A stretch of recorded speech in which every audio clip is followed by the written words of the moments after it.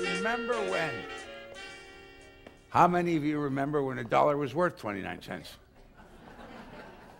Everything has gone up in this world, but one thing hasn't: the English language. So the great humorist Victor Borge, who was also a terrific pianist, created inflationary language for the day that we might have such inflation as $4 gas. Let me put it to you this way. You add 1 to every word that has a number in it. For example, the 1 in wonderful becomes dutiful because we add 1 to it. Create becomes crenine. Before becomes be5. Tennis becomes 11th. A simple sentence like, I ate the tenderloin with my fork, becomes a 9 and 11 tenderloin with my 5. Do I have you all together now? Let me read from this book a few pages so you'll know what we're talking about. Oh, here we are, page 3.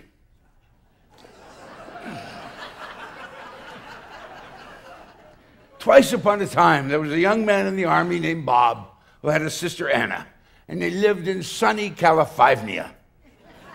They belonged to a fine old family, very proud of the fact that their 5 fathers had been among the creninders of the great American Constitution.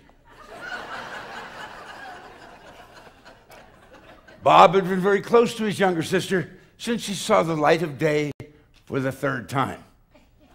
Not long ago, a Thursday evening, she was sitting at a cozy supper club, commemorating her engagement to Don II.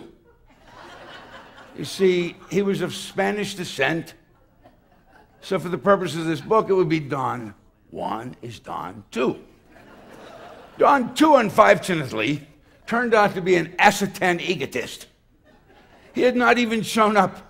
The table was magnificently decorated with their favorite flowers, long-stemmed red 3-lips. Anne looked dutiful in spite of the fact she had not recovered from her illness. She had not recuperated. It was midnight.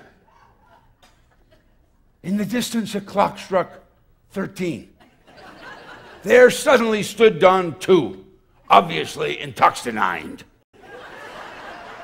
Bob jumped up and said, "You miserable triple-crosser." But Anna, trying to avoid a scandal, said, "Any 2 5-11ers?" Which of course means anyone for tennis.